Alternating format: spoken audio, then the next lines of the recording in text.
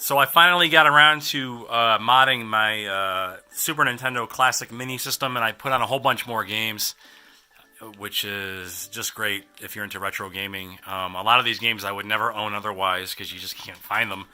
And with the Super Nintendo version, there is kind of a limit to how many games you could put on there because of memory constraints. Unlike the Nintendo counterpart, where you could load the entire library to it, those games are much smaller in file size. So I think with Super Nintendo, you're looking at a good 90 or so games while still leaving enough memory room for the save states like this.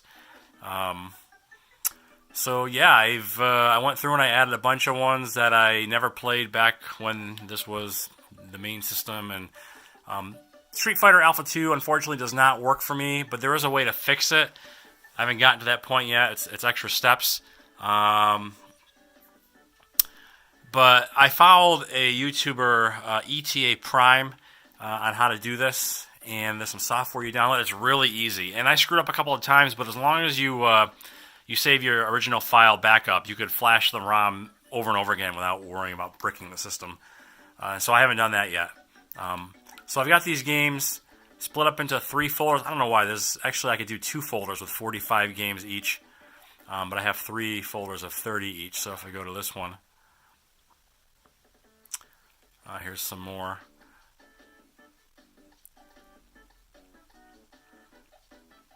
And so this is just great. And the box art is part of the software program you could download to do this. We'll actually go onto Google and look for the box art. And some of it's kind of okay. Like I think they're like photos of people's boxes, and they're not like 100% official. The resolution isn't always going to be the same, but like look at here, Zombies Ate by Neighbors. There's like a white border above and below it kind of thing, but it works well enough. It beats having just like this folder image. So I have my 3rd folder here. I think, no, that was the one I just did. Yeah, so here's starting with, I guess, B, Battletoads, Double Dragon, Battletoads, Bionic Commando, Contra. I put the 2 other Donkey Kong countries in here. It comes with the original. Final Fantasy 3. This is a great game. Final Fight 3. Play a little bit of that.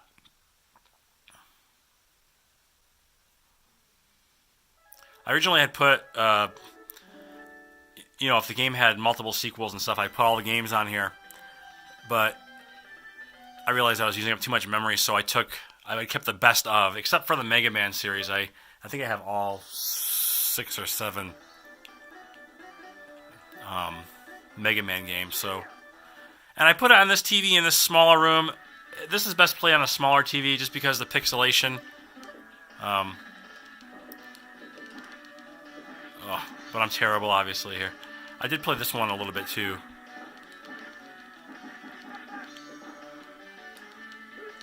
I don't really know what I'm doing. I think there's a series of commands for special moves and things like that.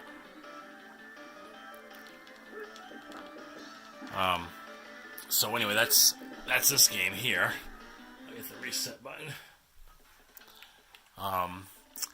This one I don't think works well either. Some games are a little bit buggy, but for the most part, I think these all do work. This is a fun game, Earthworm Jim. Got Ken Griffey Jr. Baseball on there. So again, if I can mod this, anybody can mod it because I don't know what I'm doing when it comes to doing stuff like this. And like I said, that one YouTube channel, I think it was ETA Prime, very, very helpful tutorial to step through the software installation and what needs to be done. So that's the Super Nintendo version, and up next will be my Nintendo version.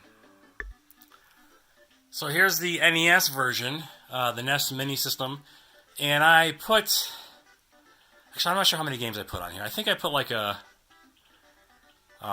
100.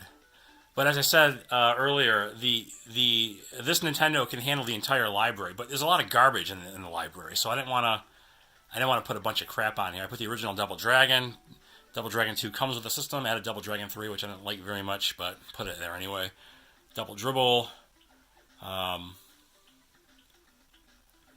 So I have 2 folders. So I think it's 45 games per folder. I originally had it for like 100 games per folder, but I was getting we got 3 folders here. Yeah, and that made it buggy. It made it crash a lot. So I think the recommended number of games is 45 per folder. I'm just kind of like going through here. A lot of classics.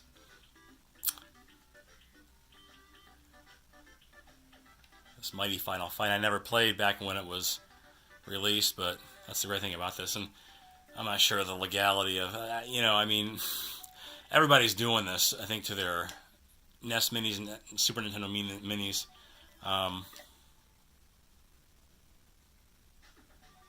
Yeah, and this is the last one. So I got Punch-Out. I also have Mike Tyson's Punch-Out. Punch-Out comes with the system, but Mike Tyson's Punch-Out was, I guess, discontinued because he's, went to prison.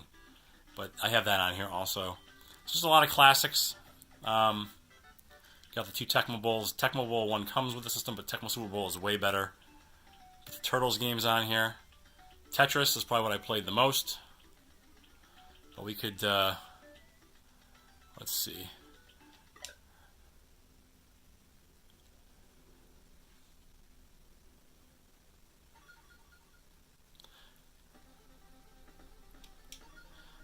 And so it has HDMI cable output on these systems, which is great, but the smaller the TV, the better. I'm not sure what the resolution is, but you can see even on this smaller, this is I think a 40-inch TV set. A lot of pixels. But play a little of this. No. So it takes me back. A lot of these games I haven't played in years. Some I've never played before ever, so I'll have the opportunity for the first time to play some of these 16-bit, 8-bit classics. So if you have the Super Nintendo Mini or the NES Mini, there's a very easy way to put a whole bunch of games on it. I don't think you're allowed to link to where you can get ROMs, but if you just search it, they're all over the place. And then you just download them to your computer, and the software does the rest. So anyway, I thought I would just highlight that. So if you're a retro gamer, this is just a really cool thing to have available to you. So anyway, thanks for watching, and I will talk to you later.